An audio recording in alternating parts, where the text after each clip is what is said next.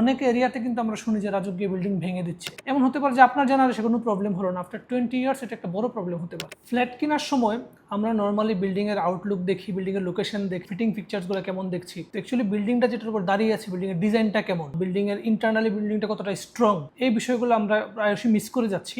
এগুলো মিস করার কারণে যেটা হচ্ছে, আমরা অনেক ক্ষেত্রে প্রতারিত হচ্ছি, অথবা আমরা আমাদের ফ্যামিলি নিয়ে যে বিল্ডিংটাতে উঠছি বা যে ফ্ল্যাটটাতে থাকার জন্য উঠতেছি, আমরা নিজে এবং নিজের ফ্যামিলিকে রিস্কের মধ্যে ফেলে দিচ্ছি। তো আজকে আমি এমন 10টা টপিকস নিয়ে আলোচনা করব যে 10টা টপিকস আপনাদের অবশ্যই একটা ফ্ল্যাট কেনার আগে চেক করে নেওয়া উচিত। নাম্বার 1 হচ্ছে সয়েল টেস্ট। সয়েল টেস্টটা হচ্ছে একটা বিল্ডিংয়ের একদম শুরুতে করা হয়। আপনারা অবশ্যই যে বিল্ডিং থেকে ফ্ল্যাট কিনছেন বা বিল্ডিং কিনছেন সেটা সয়েল টেস্ট করা আছে কিনা, এবং শুধু করা থাকলে হবে না, ওই সয়েল টেস্ট রিপোর্টটা কোনো ভালো জিওটেকনিক্যাল ইঞ্জিনিয়ার দ্বারা রিভিউ করা আছে কিনা ওইটা চেক করবেন। কারণ আপনারা ভালো অনেকেই জানেন হয়তো বাংলাদেশের সয়েল টেস্ট নিয়ে অনেক ধরনের স্ক্যাম হয়। সো এটা যেন ভালো একটা জিওটেকনিক্যাল ইঞ্জিনিয়ার দ্বারা রিভিউ করা থাকে, এই বিষয়টা আপনারা এনশিওর করবেন। নাম্বার 2 হচ্ছে ফাউন্ডেশন ডিজাইন এবং ডিজাইন ক্যালকুলেশন। তো ফাউন্ডেশন ডিজাইনটা করার সময় আপনাদের যে সয়েল রিপোর্টটা করা হয়েছে, ওই রিপোর্টটা কনসিডারেশনে নিয়ে ফাউন্ডেশন ডিজাইনটা করা হয়েছে কিনা ওইটা দেখার একটা বিষয় থাকে। নর্মালি ঢাকা শহরে ডিজাইনাররা 8তলা অথবা 9তলা বিল্ডিংয়ের জন্য কমনলি পাইল ফাউন্ডেশনে রিকমেন্ড করে, বেসড অন আমাদের ঢাকার সয়েল কন্ডিশন। আপনাদের চেকিংয়ের ব্যাপার থাকে, এই যে পাইলের যে লেন্থ ডিজাইনার সাহেবরা কনসিডার করেছেন, ওইটা মাটির হার্ড লেয়ার পর্যন্ত রিচ করে কিনা, ওই সাফিসিয়েন্ট লেন্থ আছে কিনা পাইলে, ওই জিনিসটা চেক করার একটা ব্যাপার থাকে। আপনারা নিজেরা চেক করতে পারেন অথবা কোনো প্রফেশনাল ডিজাইনারকে দিয়েও এটা আপনারা চেক করে নিতে পারেন। নাম্বার 3 হচ্ছে পাইল টেস্ট রিপোর্ট। আপনারা জানেন যে বাংলাদেশে পাইল করার ক্ষেত্রে অনেক ধরনের ভুলভ্রান্তি হয়ে থাকে। তো আপনি যে ফ্ল্যাটটা নিচ্ছেন ওইটাতে পাইল যে করা হয়েছে, ওই পাইলটা প্রপারলি করা হয়েছে কিনা, অথবা পাইলে মেজর কোনো মিস্টেক্স আছে কিনা, সেটা বোঝার জন্য আপনার কাছে কি আছে, আপনি যেটা করতে পারেন পাইল টেস্ট রিপোর্টগুলো চেক করতে পারেন যে আপনার পাইলটা প্রপারলি করা হয়েছে কিনা, অথবা যে পাইল যে লোড ডিজাইন করে করা হলো ওই লোডটুকু সে বেয়ার করার ক্যাপাসিটি আছে কিনা। সেক্ষেত্রে আপনারা পাইলের স্ট্রেংথ বোঝার জন্য বিভিন্ন ধরনের টেস্ট হয়ে থাকে, যেমন পিডিএ টেস্ট হয়, পাইল ইন্টিগ্রিটি টেস্ট হয়, স্ট্যাটিক লোড টেস্ট হয়। এর যে কোনো একটা লোড টেস্টের রিপোর্ট অথবা টেস্ট রিপোর্ট যদি আপনারা দেখেন, আপনারা বুঝতে পারবেন যে আপনাদের যে ফ্ল্যাট নিচ্ছেন ওইটার পাইলের কন্ডিশন কেমন, স্ট্রেংথ কেমন, লেন্থ কতটুকু হয়েছে, পাইলের কোয়ালিটিটা কেমন। তো আপনারা অবশ্যই ফ্ল্যাট নেওয়ার আগে পাইলের লোড টেস্ট রিপোর্টটা দেখে নেবেন। নাম্বার 4 হচ্ছে মেজর মেটেরিয়ালস। মেজর মেটেরিয়ালস একটা বিল্ডিংয়ের কি, এটা হচ্ছে ধরেন সিমেন্ট, রিবার, স্যান্ড, স্টোন। আপনার বিল্ডিংয়ে যে মেজর মেটেরিয়ালসগুলো ইউজ করা হয়েছে, তো এগুলোর কোয়ালিটি কেমন ছিল নিশ্চয়ই আপনি এখন জানেন না। তো এগুলো জানার একটা ওয়ে হচ্ছে এই মেটেরিয়ালগুলোর কোয়ালিটি চেকিং টেস্ট রিপোর্ট আপনারা চাইতে পারেন। এই টেস্ট রিপোর্টে সব কিছুই বলা থাকবে, কোন ব্র্যান্ডের মেটেরিয়াল ছিল, ওটার স্ট্রেংথ কেমন ছিল।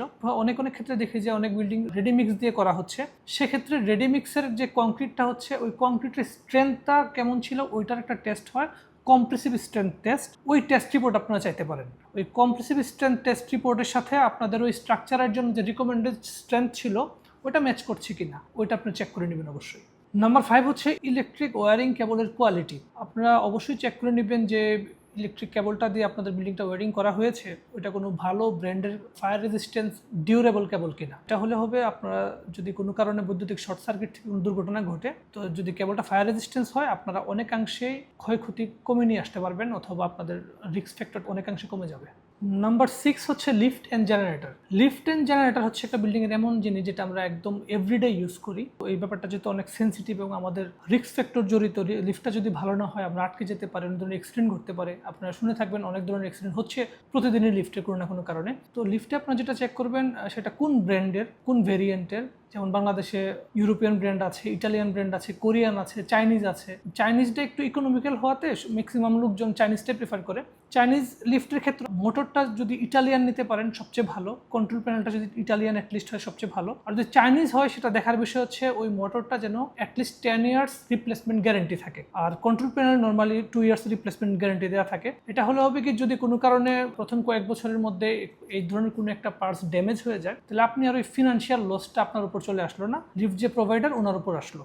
নাম্বার 7 হচ্ছে প্লাম্বিং এন্ড স্যানিটারি। প্লাম্বিংয়ের ক্ষেত্রে যেটা অবশ্যই খেয়াল রাখতে হবে যে প্লাম্বিংয়ের ওয়্যারিংটা করা হয়েছে যে ইউপিভিসি পাইপটা দিয়ে, ওইটার কোয়ালিটিটা কেমন, ওইটা যেন কোনো ভালো একটা ব্র্যান্ডের হয়। ওইটা যদি ভালো না হয় ওইটার সাফারিংস কিন্তু অনেক বেশি হয়ে যায়। আমরা যা দেখি নর্মালি বিল্ডিংয়ের কোথাও কোথাও দিয়ে আপনারা ড্যাম দেখতে পান, ওইটা কিন্তু এর জন্যই হয়। কারণ এই পাইপটা যদি কোনো কারণে ছোট কোনো লিকেজ থাকে ওই অংশটাতে দেয়ালে ড্যাম দেখা দেয়, পেইন্ট উঠে যায়, অথবা কোনো কারণে যদি লিকেজটা বেশি হয় ওইটা রিপেয়ারিং করা কিন্তু অনেক কষ্টসাধ্য। ওই প্লাস্টারটা কেটে ওয়াল কেটে মাঝে মধ্যে রিপেয়ার করা লাগে। সো এই ধরনের হ্যাসেলে না যাওয়ার জন্য আপনারা অবশ্যই এই বিষয়গুলো চেক করে নেবেন। নাম্বার 8 আপনারা যেটা চেক করবেন সেটা হচ্ছে বিল্ডিংটা হিট প্রুফিং এবং ওয়াটার প্রুফিং করা আছে কিনা টপ ফ্লোরে।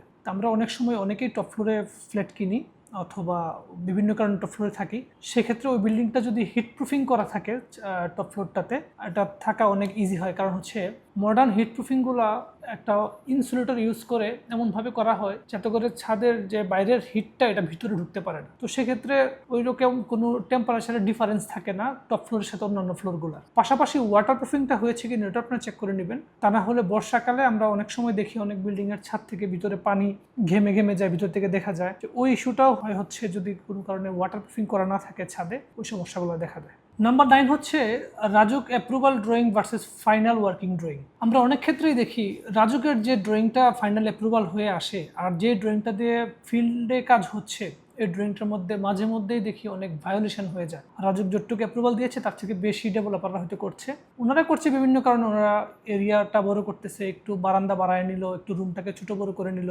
ওই ডেভিয়েশনগুলা থাকলে বিভিন্ন ধরনের সমস্যা হতে পারে ইন ফিউচারে। যেমন এখন আপনাকে রাজুক কিছু বলছে না, আফটার 10 ইয়ার্স পরে এটা একটা বড় সমস্যার কারণ হতে পারে। অনেক এরিয়াতে কিন্তু আমরা শুনি যে রাজুক গিয়ে বিল্ডিং ভেঙে দিচ্ছে। তো আপনি একটা ফ্ল্যাট কিনছেন বা একটা বাড়ি বানাচ্ছেন, একটা বিল্ডিংয়ের ডিউরেবিলিটি থাকে 100 ইয়ার্স, তার মানে আপনার জেনারেশন, আপনার তার পরের 2টা জেনারেশন পর্যন্ত হয়তো এই বাড়িতে থাকবে। এমন হতে পারে যে আপনার জেনারেশন কোনো প্রবলেম হলো না, আফটার 20 ইয়ার্স এটা একটা বড় প্রবলেম হতে পারে। সো আপনি আপনার ফিউচার জেনারেশনকে কেন একটা আনসেফ, একটা রিস্কের মধ্যে ফেলে যাবেন। সো আপনারা অবশ্যই খেয়াল করবেন যে রাজুকের ভায়োলেশন ছাড়া যদি কোনো বিল্ডিং পান ওইটা নেওয়ার জন্য, এক্ষেত্রে আপনারা আরও অনেক অ্যাডভান্টেজ পাবেন।